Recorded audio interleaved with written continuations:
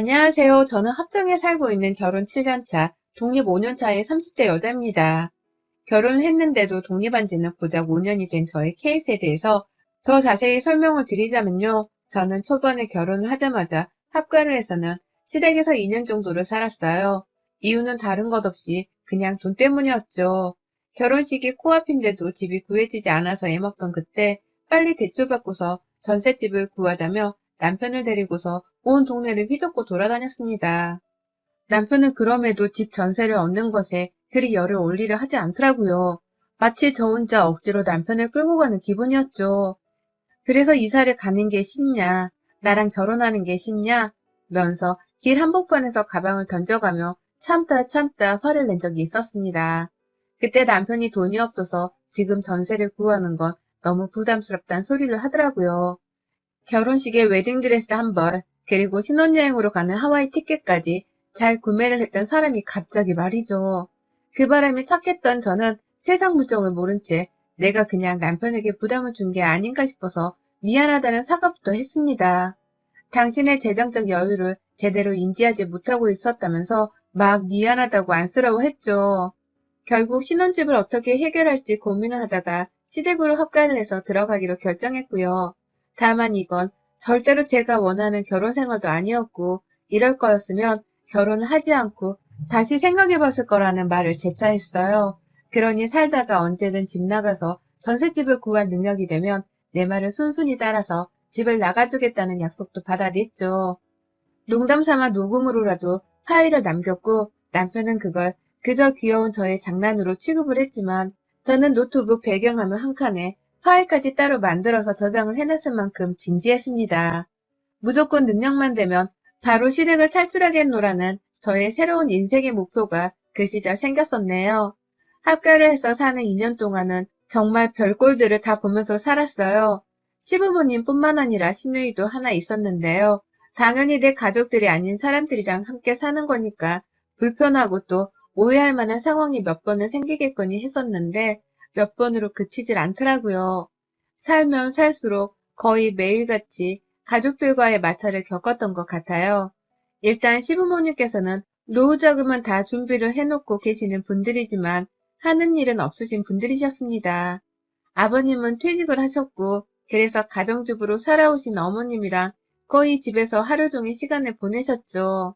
시누이는 저랑 딱 한 살 차이인데 그 당시 쇼핑몰 회사를 다녔던 것으로 기억을 하고요. 다행히 저는 출근을 해야 했는지라 남편 따라서 아침에 출근하고 저녁에 퇴근해서 집으로 들어가야만 시부모님을 뵐 수가 있었어요. 처음엔 퇴근하고 밥도 잘 안 차려 먹고 싶고 그냥 좀 누구한테 예의를 갖추지 않고서 쉬기만 하고 싶은 욕심이 있었거든요. 하지만 어찌되었든 우리 부부가 형편이 안 되어 시댁에 얹혀 사는 중인 거니까 최대한 사는 동안만이라도 시부모님과 시누이한테는 최소한의 며느리 도리는 하고 살자 싶었어요. 그래서 옆에가 자주 말도 걸어드리고 또 시간 될 때는 집안일도 도와드리면서 돕고 살려고 했는데요. 언젠가부터 어머님이 아예 집안일에 손을 놓으시더라고요. 퇴근하고 집에 가도 아무것도 차려진 밥상이 없는 날이 다반사였고요. 그러면서 시아버지랑 시누이가 번갈아 가며 배고파, 밥 없어? 라며 밥을 차리며 저를 쳐다보는데 저는 선택의 여지 없이 제가 직접 부엌으로 들어가야 했어요. 자기들끼리 저한테 음식 하나라도 더 만들게 하려고 짜고 친 것 마냥 모두가 저를 향해 요리를 하게 만드는 분위기를 띄웠습니다. 그 와중에 눈치 없는 남편은 이제 우리 마누라가 부엌에서 짱인 거야 라고 하는데 진짜 한 대 때려주고 싶더라고요. 신혼 초였는데도 말이죠. 그렇게 저는 한 2주 가까이를 퇴근하고서 같은 짓을 반복했어요. 저녁을 차리고 또 다음날이 되기도 전에 아침에 뭘 해줄 거냐? 라고 물어보는 시아버지 말씀에 혀를 내두르면서 아침상도 차렸어요. 그러다가 이대로는 진짜 내가 무슨 남의 집 노예로 들어온 것 같은 더러운 기분이 들길래 길거리에서 가방 던지며 따져 물었던 것처럼 방 안에 들어가서는 밖에 계신 시부모님이랑 시누이 다 들으라며 남편에게 소리를 질렀네요. 내가 이 집에 밥하러 들어온 줄 알아? 아침에 출근해서 똑같이 저녁에 퇴근하는 걸로 모자라. 엄연히 따지고 보면 내가 당신보다 돈은 더 벌어오는데 내가 왜 혼자 부엌에 들어가 저녁부터 아침상까지 차려야 해? 내가 니네 집 종인 줄 알아? 라고 하면서 말입니다. 남편은 밖에서 부모님이 들으시겠다면서 최대한 저와의 싸움을 빨리 끝내려고만 했는데 저는 아니었어요. 오히려 일을 더 키워서라도 니네 부모님과 시누이가 나를 부엌으로 내몬 것에 대해서 욕은 날려주겠다면서 독하게 쏘아댔죠. 그러니 밖에서 듣다 시누이가 먼저 방 안으로 들어오대요. 노크도 없이 말이죠. 그렇게 들어와서는 언니, 밥 안 하면 되잖아요. 우리가 죽을 끓여 먹던 태워 먹던 할 테니까 신경 끄세요, 이제. 라며 지 혼자 화를 내고선 방문을 도로 쾅 닫아버리고 나가더라고요. 원래 쭉 자기들이 스스로 요리를 해 먹었으면서 이제부턴 자기들이 요리를 하겠다는 말이죠. 끝까지 미안하다 혹은 기분 나쁘게 할 생각이 없었다 등의 사과는 하지를 않더라고요. 그 후 저는 거의 얼굴을 보듯 안 보듯 시누이를 대하며 살았어요. 시부모님이야 제가 어른들이고 하니까 정말 어쩔 수 없이 출퇴근하며 마주치면 인사를 드렸고요. 또 시어머니도 아차 싶었는지 자기가 먼저 밥을 차려놓긴 하고서 저를 불러주시더라고요. 그러니 저도 기분이 나빠서 처음에 밥을 안 먹으려 하다가 조금 시간이 지나면서부턴 아침이라도 얻어먹고 나왔습니다. 그러다가 제 손으로 직접 제 아침 시리얼을 따로 사서 챙겨 먹은 적도 있고 저녁엔 그냥 고기를 사서 시부모님을 대접하는 기분으로 나눠 먹기도 했어요. 그냥 그렇게 유도리 있게 한 집안에서 함께 살아가는 방법을 터득해 가려고 했습니다. 다만 버르장머리 없이 제가 윗사람인데도 여전히 삐진 사람 마냥 눈도 안 마주치고 아는 척도 안 하려는 시누이하고는 별말을 안 했어요. 걔가 저한테는 어른도 아니니까 제가 아랫사람 도리를 할 이유도 없고 또 싸가지 없는 애를 이쁘다고 오냐오냐 대해줄 수도 없는 노릇이었으니까요. 그냥 언제까지 저러고 사나보자 하는 마음으로 기다렸고요. 화해고 뭐고 없이 그냥 짧은 인사를 나누게 된 건 그로부터 거의 반년이 훌쩍 지나고 난 후였습니다. 그때부터 1년 반 후 저희 부부가 집을 아예 대출을 받고 매매를 하게 되면서 독립을 하는 순간까지 시누이는 딱 그 정도로 저하고서 거리를 둔 채 살았어요. 저도 그런 인성의 애하고는 친해질 마음이 없었는지라 먼저 다가가려고 하질 않았었고요. 그러다가 저희 부부가 독립을 하자마자 시누이로부터 결혼 소식이 들려왔어요. 갑자기 임신을 해서는 결혼하게 되었다면서 저한테 친히 모바일 청첩장을 보냈더라고요. 꼴에 저를 하객으로 초대를 해서는 축의금이라도 받고 싶은가 싶어서 얼척이 없었으나 저에겐 시누이이고 남편에겐 하나뿐인 여동생이었는지라 결혼식은 참가했어요. 시누이는 우리 결혼에 축의금은 한 푼도 주지 않았었지만 남편은 슬쩍 보니까 한 50만 원 정도를 챙겨준 것 같았고요. 그래서 저도 남편이 내는 것에 제 이름을 같이 적고서는 제 개인 돈을 따로 주지는 않았습니다. 그렇게 결혼하면서 배가 불러오기 시작한 시누이는 그 후 저한테 다른 감정이라도 생겨버린 건지 갑자기 연락을 참 자주 해왔어요. 갑자기 안 하던 안부 인사를 하겠다며 언니 잘 지내요? 라면서 전화를 해오기도 했고 자기가 임신 때문에 직장을 그만두게 되었다면서 팔자 좋은 소리를 늘어놓으며 연락을 해오기도 했죠. 자기의 성별이 남자애라면서 굳이 안 궁금한 그 성별을 알려주기도 하고 별 소리를 다 뱉어내면서 마치 저한테서 애 선물을 바라는 사람인 것 마냥 굴어댔습니다. 그러다가 정말로 언니가 우리 애기 첫 선물 사줄 거죠? 라는 뻔뻔한 소리를 직접 꺼내기도 했어요. 참 옛날부터 느낀 건데 저희 시누이는 별난애였죠. 그러던 시누이는 첫째 아이를 낳자마자 거의 바로 또다시 둘째를 임신했고요. 저희 부부가 여전히 아이 없이 살고 있는 지금까지 시누이는 총 2명의 아들들을 낳았어요. 육아로 제 취업은 거의 하지 못하는 상황에 이르렀고 집에서 거의 육아만 하면서 간간히 저한테만 친한 척 연락을 자주 해오긴 했어요. 그 연락의 대다수가 아이 자랑에 관한 것이나 애가 크는 바람에 옷이 안 맞아 쇼핑을 나가야 하는데 시간이 없다는 말을 하는 것이었지만 말입니다. 알면 알아갈수록 참 별로인 애라는 것을 절실히 느껴가던 시누이였는데 이번에 제가 코로나 때문에 재택근무를 시작하면서부터는 그 정도를 헐 웃돌더라고요. 염치 없고 이기적이고 자기만 아는 그 정도를 말입니다. 평상시에도 뭐 해달라거나 사달라는 연락이 주로였었는지라 코로나가 시작되고 나서 걸려오는 전화도 그럴 것이라고 생각을 했어요. 다만 제가 작년 8월부터 재택근무를 하게 되면서 집에서도 정신없이 일을 하던 바람에 신우이의 연락을 받지 못한 적도 많아졌죠. 일부러 안 받은 적도 그에 비례를 하긴 했고요. 그런데 신우이가 한 번은 그냥 문자를 띡 보냈더라고요. 그냥 애들 데리고 찾아가도 되죠? 라고 말입니다. 제가 노는 사람도 아니고 집에서 엄연히 일을 하면서 재택근무를 하고 있는 건데 내가 집에서 쉬는 사람이 마냥 애들을 데리고서 집에 오겠다고 하는 신우이의 말이 이해가 가지 않았습니다. 그러니 저도 그 문자에 나 일하니까 올 거면 주말에나 와요 라면서 답장을 했죠. 그런데 그 주였나? 그 다음 주였나? 평일 대낮부터 일하는 도중에 밖에서 초인종이 울리더니만 신우이가 왔어요. 아들 둘을 데리고서 말입니다. 저하고 친한 것도 아니면서 애 낳고부터는 계속 혼자서 친한 척 치근덕거리더니 이제는 저 혼자 있는 집에 애들을 데리고 들어와서는 막 안 하던 수다를 떨려고 하는 거예요. 잘 있었냐고 안부를 묻고 집이 너무 예쁘다면서 남의 집을 구경하고 다니고 하면서 말이죠. 그도 모자라서 자기가 저번 주에는 뭘 했는지 나는 주말에 보통 뭘 하는지에 대해 물어보면서 제 얘기를 들으려고도 했어요. 마치 아무 문제가 없이 잘 지내던 친구 사이에나 주고받을 수 있는 말을 저한테 하기 시작한 것이었습니다. 일하는 사람을 갑자기 찾아와서는 대뜸 말입니다. 이게 참 저도 너무 혼란스러웠던 게 왜 이렇게까지 저한테 친한 척 잘해주려고 하나 싶더라고요. 이게 나한테서 뭘 타가려고 하는 게 분명한데도 찾아와서 실없는 소리를 해대가면서 저와 평범한 수다를 떨려고 하는 게 좀 달라 보이기도 했습니다. 일도 그만두고 집에서 애만 키우다 보니 많이 외롭고 쓸쓸했나 싶은 생각도 들고 외출을 해서는 간간히 수다를 떨 수 있는 친구가 필요한가 싶기도 했어요. 그래서 그날 신우이한테는 이런 식으로 무작정 찾아오는 건 분명 자제를 해주라는 경고를 날림과 동시에 힘들면 주말에 가끔 찾아와도 좋다는 말을 했어요. 제가 바보같이 신우이의 꼬임에 넘어가 버려서는 잠시 경계를 풀고선 신우이한테 직접 내 집에 가끔 와도 좋다는 말을 꺼내버린 것이었습니다. 그날 후 저희 집에는 무슨 일이 일어난 줄 아세요?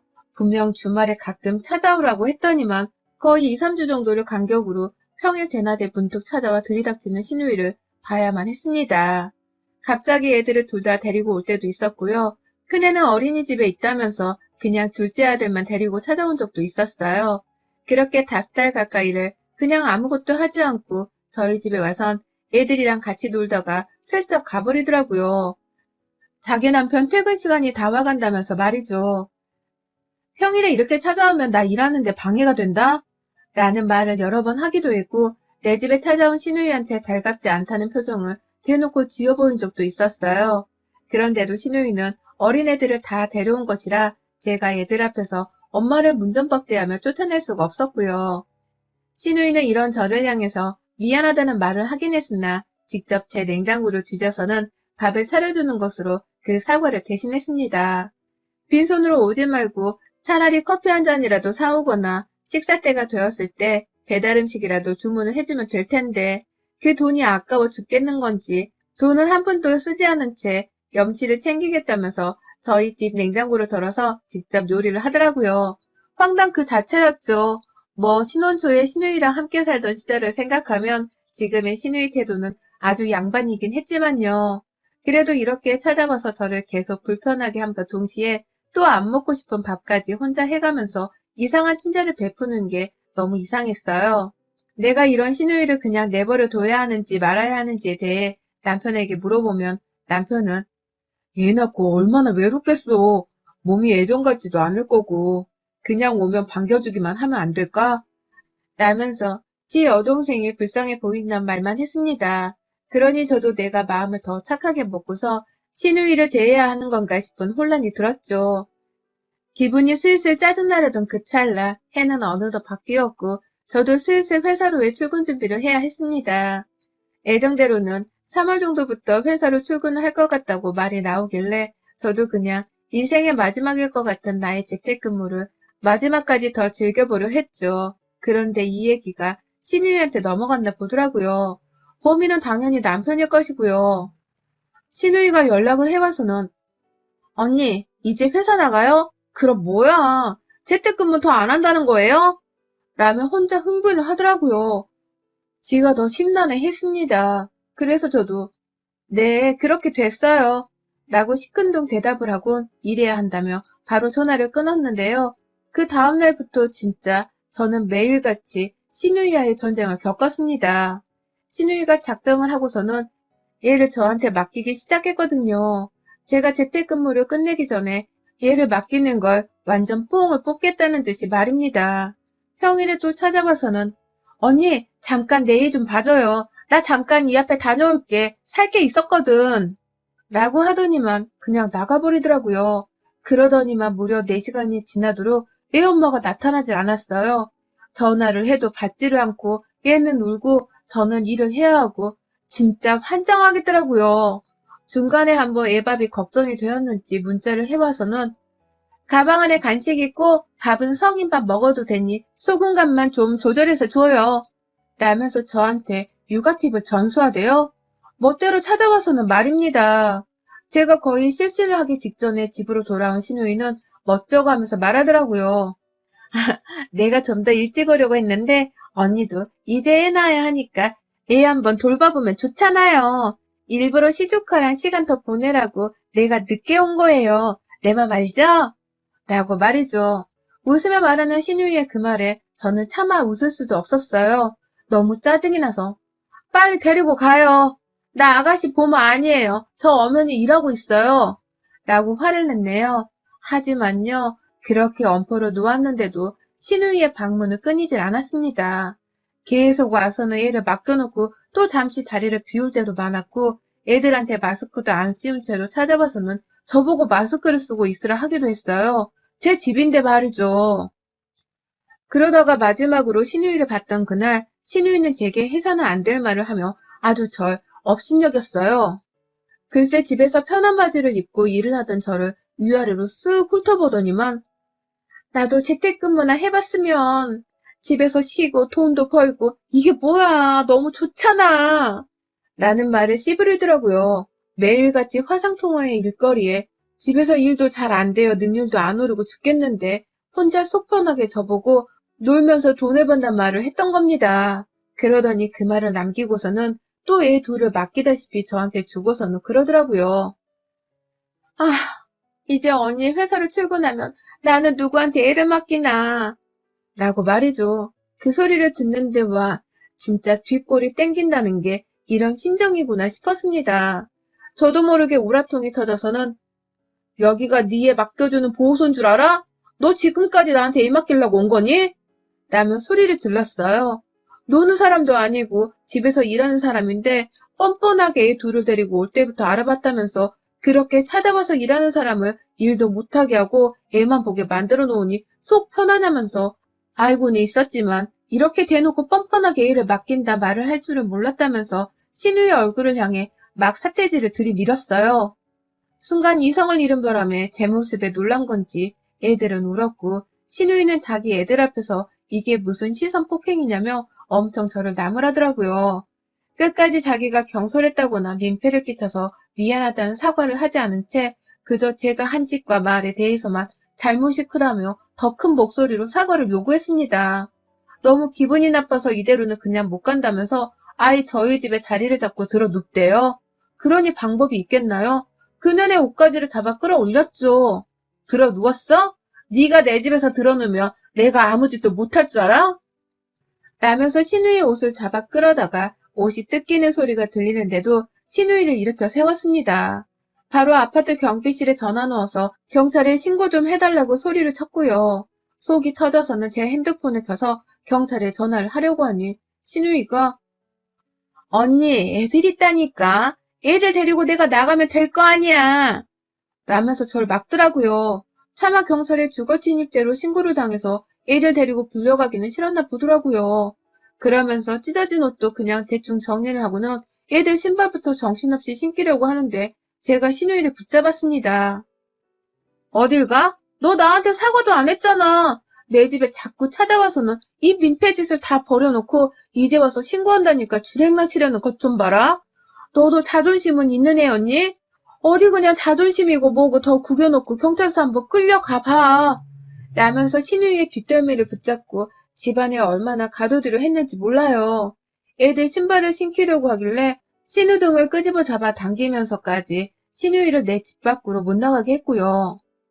신우이 입에서 미안하다는 소리가 나오기 전까지 너 오늘 내가 무조건 경찰서 가서 사과하고 합의금까지 내게 만들 거야. 죄질이 부족하다 하면 내가 너 그간에 업무 방해한 것들로 싹 다 고소를 해서라도 합의금 물게 만들 거야. 염치 없는 년이 애 낳기 전이나 후나 어째 이렇게 변한 게 없냐? 네가 그러고도 애 엄마냐? 그 정신머리로 애들을 키우면서 애들한테 미안하지도 않냐? 라면서 고함을 쳤습니다. 제가 봐도 정말 애들 앞에서 너무한 짓이었고 신우이한테 상처가 될 말임이 분명했는데요. 그럼에도 해댔어요. 우리 신우이의 염치 없는 상태는 정말 상상을 초월하는지라 이렇게라도 마음에 상처를 주지 않으면 절대로 제 말을 귀담아 들을 인물이 못 되었죠. 저는 저대로 신우이 버릇을 단단히 고쳐주고 사과를 제대로 받겠노라며 더 성질을 부린 채 신우이를 집 안으로 잡아당겼고요. 그러다가 밖에서 경비 아저씨가 도착을 하셔서는 저희 싸우는 소리를 듣고서는 문 열어달라고 막 노크를 하시는데 저는 경찰에 신고하셨죠? 해주세요! 라는 말을 하면서 더욱 신우이를 압박했고요. 그제서야 신우이는 상황이 이랬나 저랬나 자신에게는 최악이라는 것을 파악했는지 언니 미안해요. 내가 잘못했으니까 나 그냥 집에 보내줘요. 나 여기 다시는 안 올게요. 언니 일하는 거 방해해서 미안해요. 라면서 사과를 했습니다. 신우이가 진심으로 잘못했다면서 저한테 등짝이 잡힌 채 두 손으로 싹싹 빌더라고요. 그리고는 저는 그 모습을 제 두 눈과 귀로 확인을 하고 난 후에야 신우 등짝을 제 손에서 밀쳐내버렸어요. 그 길로 신우이는 애들 신발을 마저 신기고는 도망치듯 저희 집을 빠져나갔고요. 순간 경비 아저씨는 신우이가 저희 집에 쳐들어온 도둑년인 줄 아셨는지 신우이를 붙잡으시더라고요. 어딜 가? 라고 외치면서 말이죠. 그래서 제가 또 아저씨한테 자초지종을 설명하고 신우이를 보내달라고 말씀을 드리고 나서야 상황은 완전히 일단락 되었어요. 신우이는 그 길로 뒤도 안 돌아보고서는 지 애들을 데리고 저희 아파트를 빠져나갔고요. 이미 아저씨가 경찰에 신고를 한 바람에 신우이가 집을 나서는 길에 경찰차가 우리 아파트 안에 들어오더라고요. 저는 그걸 베란다 위에서 다 지켜봤고요. 신우이는 거의 중범죄를 저지른 죄인 마냥 애들을 잔뜩 움츠린 채 끌어안고서는 경찰차를 피해 더 빠른 속도로 도망을 쳐 나갔습니다. 저는 대충 경찰에게 잘 설명을 드리고 다시 돌려보냈고요. 그날 저는 생전 처음 살다가 경찰이 우리 집안에 들어오는 수모도 겪었고 시댁과 잘 지낼 마음은 없었지만 그렇다고 폭력을 써볼 거란 상상을 해보지도 못했었는데 신우이 등짝까지 잡아당기고 밀쳐가며 소소한 손찌검을 했습니다. 이게 벌써 몇 달 전 일이고 저는 지금 회사로 출근을 하고 있어요. 신우이는 그날 후 단 한 번도 저나 저희 부부에게 연락을 하지도 않았고 목소리 한 번을 들려주지 않네요. 아예 소식도 없고 이번 추석에도 제가 코로나를 이유로 되며 시댁을 가지 않았는데 신우이도 또 소식 한 번 없이 조용하더라고요. 그 상황에 대해서 들은 게 없는 건지 남편은 죽은 거 아니야? 라고 농담삼아 말하며 신우이를 궁금해했고 그러면 저는 누구보다 뻔뻔하게 잘 살고 있을 테니 내 앞에서 네 동생 얘기 그만해 라고 하면서 정색을 했습니다. 그러면 남편은 이유도 모른 채 부부싸움을 하기 싫다며 더 이상 신우이 얘기를 꺼내지 않았고 저는 그렇게 10월이 되도록 신우이하고는 완전 절연을 하듯 인연을 끊고 살게 되었어요. 몸싸움 끝에 받아낸 사과, 참 지독하리만큼 듣기 어려웠던 말이었는데 그렇게라도 신우이한테서 사과를 받아서 그나마 뒤끝은 이제 없습니다. 그저 뒤끝도 없고 남은 정도 없으니 이젠 서로 모른 척 지금처럼 더 살기를 바라고 있네요. 여러분의 생각은 댓글로 남겨주세요. 오늘도 시청해주셔서 정말 감사합니다.